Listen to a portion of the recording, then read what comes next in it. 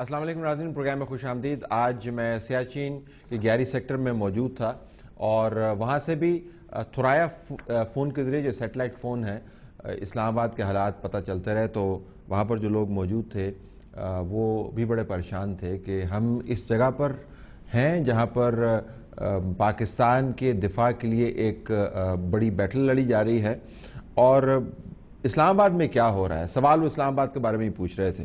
इस्लामाबाद में नाज़रीन ये हुआ कि आज असम्बली के अंदर एक तो लड़ाई हुई, हाथापाई हुई नेशनल असम्बली के अंदर।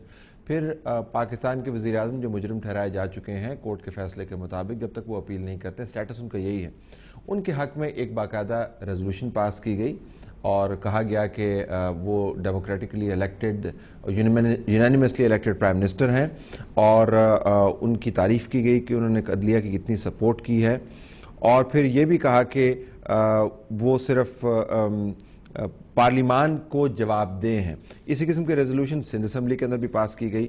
और फिर नेशनल असम्बली के अंदर नाज़रीन हमने सूबे बनाने की एक रेस भी देखी।